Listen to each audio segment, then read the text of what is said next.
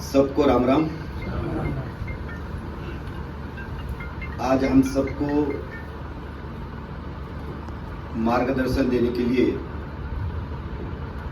हम सबके बीच में उपस्थित भारतीय जनता पार्टी के राष्ट्रीय संगठक आदरणीय वी सतीश जी, उनके साथी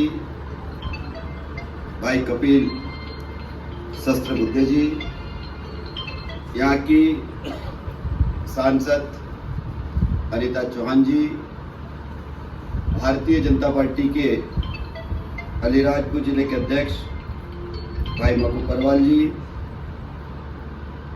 हितेश शर्मा जी, और जो 10 गांव पंचायतें ली है, ऐसी पंचायतों के मैं नाम बोल रहा हूँ। दीपक खोल दे, तेरा फोन बता दे। एक तो अपना राम सिंह की चौकी है,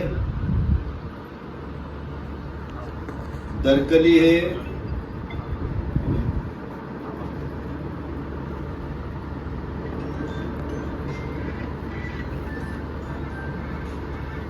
एक तो बंद है, दरकली, डोबलाजिरी, वड़ी, खरकड़ी, बिलवट, इंदर सिंह चौकी, राम सिंह की चौकी, छोटा उंडवा और बड़ा उंडवा, ऐसे 10 गांव का एक संकुल बना है। और अब संकुल की ये पहली मीटिंग है और इस मीटिंग में 10 गांव से आए हुए उपस्थित भाई और बहनों, अब ये 10 गांव भारत सरकार ने लिए हैं। अब भाई साहब उसकी पूरी कार्य योजना हम सबके सामने रखेंगे। 10 साल में हम लोग क्या करने वाले हैं।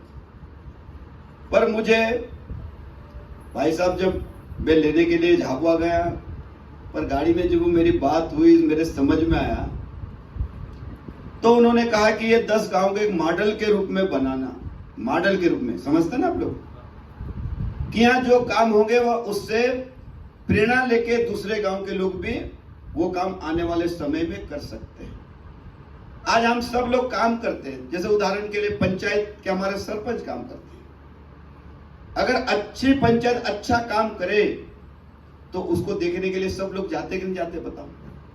आपने देखा होगा कि कुक्से के पास में नवादपुरा पंचायत है, वहां पर पूरे राष्ट्रीय स्तर तक के लोग देखने आते कि यार वहां जाके देखना चाहिए।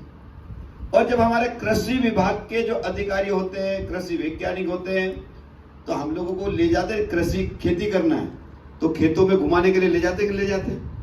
बहुत सारे किसान जाते बाहर घूमने के लिए, दिखाने के लिए भाई ऐसी खेती करना चाहिए। राले गांव हम जाते, अन्ना हजारे के गांव में भी जाते हैं, के लोग बहुत बार गए हैं। और वो दिखाने के बाद सबके ध्यान में आता है कि हमारे गांव में हम लोग हमारे गांव के विकास के लिए क्या अच्छी योजना बना सकते, जिससे कि आने वाले समय में, जैसे भाई साहब ने कहा कि पलायन को रोकना है। क्या कहा है? पलायन को रोकना है।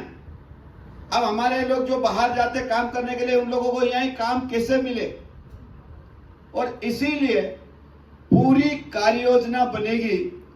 आप लोगों के बीच में गांव में आएंगे, गांव के हमारी बहनों के बीच में बैठेंगे, भाई लोगों के बीच में बैठेंगे, गांव के पटेल है, गांव के सरपंच है, और स्थायी रूप से संसाधन उपलब्ध कराना, इसलिए पूरी कार्य योजना बनेगी। डीपीआर, जैसे अपन पंचायत की डीपीआर बनाते ना, पंचायत की वार्षिक डीपीआर बनाते ना अपन लोग, कि भाई इस साल कौन सा काम लेना है, हमारी प्राथमिकता क्या है, हम ये काम करेंगे तो गांव के लोगों को ये लाभ मिलेगा, ऐसे डीपीआर बनाते हैं ना।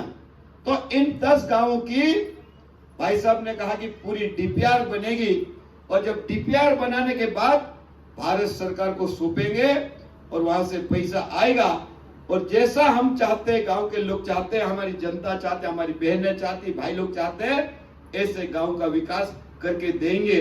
ऐसी करके ये कार्य योजना है।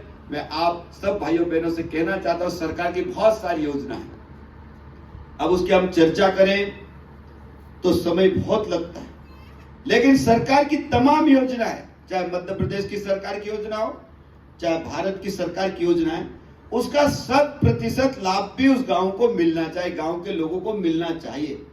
ये सांसद, ये जो बना है हमारा केंद्र संकुल, इसका दायित्व यह है कि सरकार की सारी योजना, उसमें हमारे सारे अधिकारी लगेंगे कि जो योजना उसका लाभ 100% मिल रहा कि नहीं मिल रहा, अगर नहीं मिल रहा तो क्यों नहीं मिल रहा, तो पूरा प्रशासन भी लगेगा उसमें।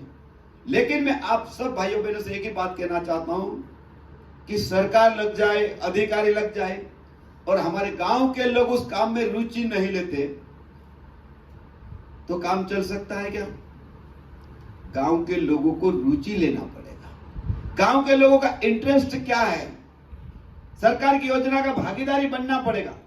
और जब गांव के लोग भागीदारी बन गए, सरकार ने आपको मदद कर दी, तो जो भारत सरकार की मंशा, भाई साहब की जो मंशा है, उसमें हम आने वाले समय में निश्चित रूप से सफल होंगे।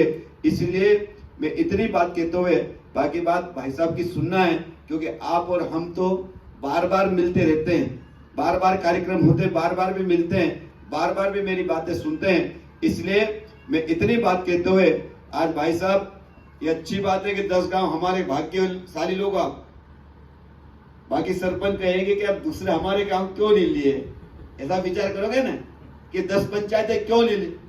तो भाई साहब ने कहा कि 10 गांव हमको मॉडल के रूप में बनाना, इनको देख के आगे और बढ़ेंगे। और अगर ये अच्छा काम अपन ने 10 गांव में कर दिया तो पूरे देश में लागू योजना होगी, पूरे देश में लागू होगी कि नहीं, इस दर्जे पे काम होना चाहिए, हमने ये करके दिखाया तो बाकी गांव में भी ये योजना लागू होना चाहिए। लेकिन कुछ करके तो दिखाना पड़ेगा ना। तो इसलिए पहले हमने 10 गांव लिए हैं इस संकुल में, और सब मिलकर अच्छा काम करेंगे, 100% योजना का लाभ उठाएंगे और हम लोग यही सशक्त हो जाएंगे, अच्छे मजबूत हो जाएंगे। तो आने वाले समय मोदी जी कहेंगे कि पूरे गांव को इस योजना में ले लो, तो इसका ज्यादा से ज्यादा यहाँ के लोगों को लाभ मिलेगा। यही सरकार की मंशा। इसलिए इतनी बात कहते हुए मेरी बात को समाप्त कर रहा हूं। भारत माता की जय।